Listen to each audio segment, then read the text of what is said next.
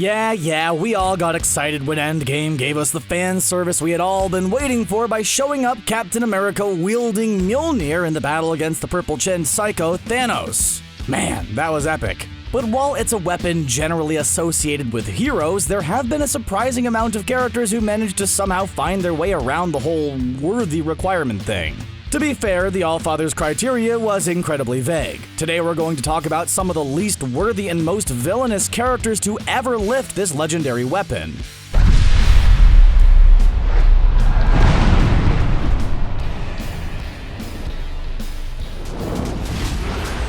We're not going to say that Odin's the worst villain in Marvel Comics, but he's definitely at least one of the top 5 in the MCU. He's also right up there with Thanos and the Ego in the worst fathers category. Since he's the father of Thor and the one who commissioned Mjolnir in the first place, it's not a total surprise that he also has the ability to wield it both in the comic books and in the Marvel Cinematic Universe. He's also the one responsible for putting the worthiness requirement on it in the first place, and clearly he considers himself worthy of using it.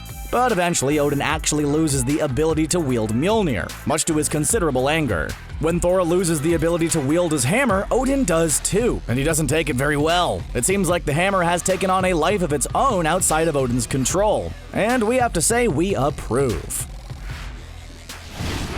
During Avengers Infinity War, Thor explained to Peter Quill that the average person is simply incapable of wielding any Uru weapon, let alone the legendary Mjolnir. But we're guessing it's a lot easier to swing around something made of magical star metal if your superpower has to do with magnetism. It's just a hunch, really. In the Ultimates 3, Thor's hammer fell into the wrong hands, those of the villainous mutant Magneto.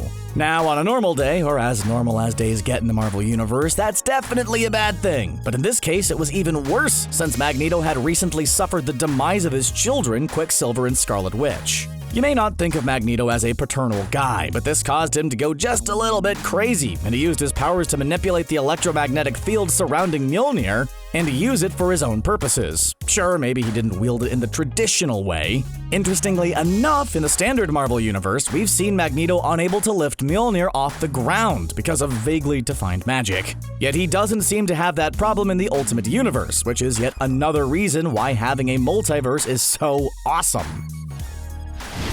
Journey into Mystery number 112 set out to answer an age-old question: who would win in a fight between Thor and the Incredible Hulk?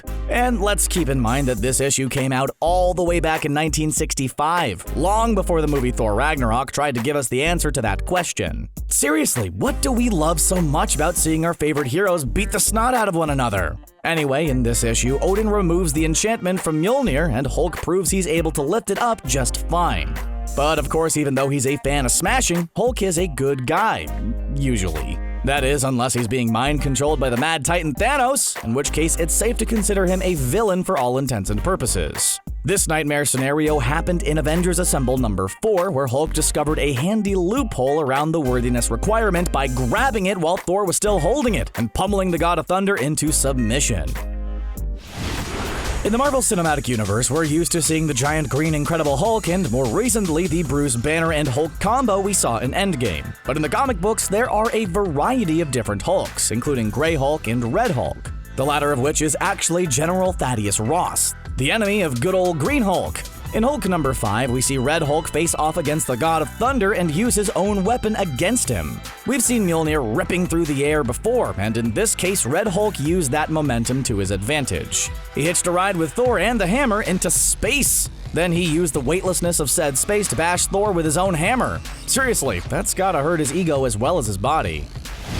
We don't pretend to entirely understand the logic behind Odin's decisions, but it seems like the enchantment he put on Mjolnir would have made it impossible for Loki to ever wield it. That makes sense considering Loki's easily Odin's second least favorite child. The only time we got to see him wield Mjolnir in the MCU was in a deleted scene from Thor: The Dark World that didn't make it into the canon. But during the Axis comic book, things got pretty wild, especially when the X-Men crossed over with the Avengers. A crazy powerful inversion spell causes normally villainous characters like Loki, Doctor Doom, Magneto, and Sabretooth to become the good guys. In Loki, Agent of Asgard number 9, Loki faces off against his brother, and because he's temporarily a good guy, he's able to finally pick up Mjolnir. Take that, All-Father! Of course, there's no shortage of gloating from Loki, who eventually changes back to his villainous self when the spell is lifted. Even getting to use the legendary Mjolnir wasn't enough to convince Loki to give up his evil ways. It certainly doesn't make me feel worse.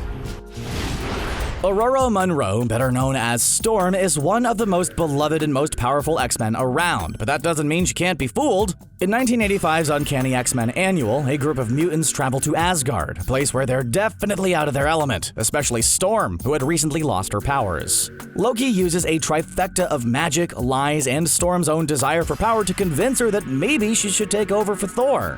In order to go up against Thor, Storm needed a weapon, so Loki creates a hammer that's extremely similar to Mjolnir called Stormcaster, that allowed her to use weather-controlling abilities similar to the ones she used to have. But eventually, Storm was able to break free of Loki's manipulation and left the hammer behind. Still, fans wanted to know if she could have been worthy of lifting the real Mjolnir, and this was addressed in X-Men To Serve and Protect number 3. Storm gets Stormcaster back and transformed into the Loki-controlled version of herself. During this time, she picked up Mjolnir and used it to destroy Stormcaster, but the catch here is that Thor was still holding Mjolnir. Could Storm have lifted it on her own?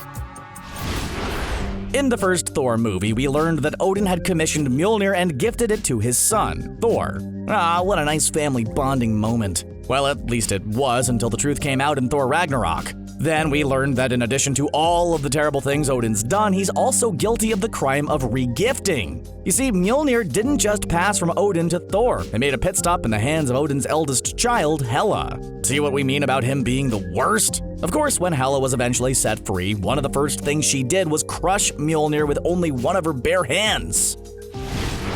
Now it's time to talk about Captain America. And no, we're not talking about the time he used Mjolnir against Thanos during the final battle of Avengers Endgame. Nor are we talking about the times when a virtuous Steve Rogers managed to get his hands on this legendary hammer in the comic books. Nope, we're talking about a very controversial comic. The 2017 Free Comic Book Day Secret Empire. You know, the one in which Steve Rogers' memories are altered by the Cosmic Cube Kobik and he works alongside the evil organization HYDRA. Needless to say, seeing the symbol of truth, justice, and, well, America siding with HYDRA didn't sit well with many fans.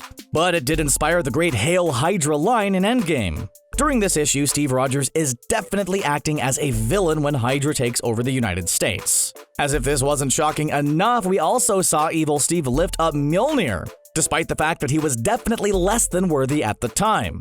It turns out Madam HYDRA, Elise Sinclair, had tampered with the inscription on Mjolnir, and this allowed Steve to lift it without satisfying Odin's worthiness requirement. Thankfully, the good old classic Steve Rogers returned and was able to lift the hammer for real. Have we mentioned that we're super over-the-top excited for the upcoming What If series set to premiere on Disney Plus in 2021? Because we just can't wait to see some of the wild, out-there what-if scenarios our favorite characters are going to find themselves in. This setup is something Marvel comic book fans are quite familiar with, and we're going to be talking about What If Volume 2, number 66. What if Rogue possessed the power of Thor? Now, Rogue is generally a hero, but in this issue, she's a member of the Brotherhood of Evil Mutants, which puts her directly in opposition of some of our favorite heroes, including the God of Thunder. She takes on the Avengers, claiming the lives of Vision and Iron Man and leaving Thor in a vegetative state. Yeah, she's definitely not powerful enough. She obviously needs an enchanted hammer as well. Thor ends up perishing, and Rogue ends up with Mjolnir. After she also loses Blob, Pyro, and Mystique, Rogue finally starts to feel a little bit guilty before she's seduced by Loki, who wants her to destroy Odin and help him take over the Earth. Thankfully, Rogue gets a stern talking to from the spirit of Thor and realizes that using Mjolnir is a big responsibility, and she needs to step up and help save the day. In the Marvel Cinematic Universe, the Ragnarok in Thor Ragnarok refers to the foretold cataclysmic event which will destroy Asgard. But in the comic books, there's also a character named Ragnarok, and he's definitely not a hero. In the comics, Tony Stark finds a lock of Thor's hair and decides to keep it for a special occasion. Okay, that sounds really creepy, but we promise it actually happened, and we're not talking about some slash fiction here. Tony didn't save it in a locket or tuck it under his pillow. He used it to create a clone of Thor to help him out in the events of Civil War. But of course, this clone turns out to be mentally unstable as well as evil and goes by the name Ragnarok. In Dark Avengers number 189, Ragnarok goes through some heavy stuff and starts to question if being an evil clone of the God of Thunder is really for him after all. Well, the evil part, he can't really help being a clone. He decides to turn over a new leaf and wonders if sharing the same DNA as Thor will allow him to lift up Mjolnir. Ragnarok is able to hold the weapon and decides this means it's time to turn over a new leaf and make villainy a thing of the past. Okay, so Wade Wilson may generally be considered a hero, or at least an anti-hero, but he's definitely done his share of downright villainous things in the past, and pretty much anyone who's being manipulated by Loki qualifies as being a villain. In Deadpool number 37, Loki's able to manipulate Deadpool into capturing Thor and stripping him of his powers, which is also staunchly villainous behavior. Much to his happy surprise, Deadpool learns he's able to lift Mjolnir. He uses its immense power to do things like order an irresponsible amount of food from Taco Bell and take part in a local baseball game. It's hard to say whether those actions make him a hero, a villain, or just someone living their very best life. But anyway, it turns out the Mjolnir that Deadpool was swinging around was actually a fake. In his defense, it was a really good fake constructed by Loki, whom Deadpool eventually turns on. Thor is able to retrieve the real Mjolnir and takes away the replica just for good measure. Movie fans were introduced to the Destroyer in the first Thor movie, where it was used mostly to guard Odin's vault. It was a powerful automaton that we saw dispatch multiple frost giants when they tried to bust into the vault during Thor's coronation. This device obeys the person in charge of Asgard, and later we saw Loki take control of it and set it against Thor. In the comics, the Destroyer was made by Odin, but for a task a little bit riskier than guarding a vault. It was supposed to take down Celestials. And since we know how powerful they are, that should give you an idea of how mighty the Destroyer is. In Thor number 7, Odin isn't happy about Jane Foster taking over as the mighty Thor, and he decides to do something about it, so he sends the Destroyer after her to reclaim Mjolnir. During the battle, Jane throws the hammer only to be stunned when the Destroyer picks it up. It turns out that since the Destroyer isn't really alive, it's able to wield it just fine. Whoops.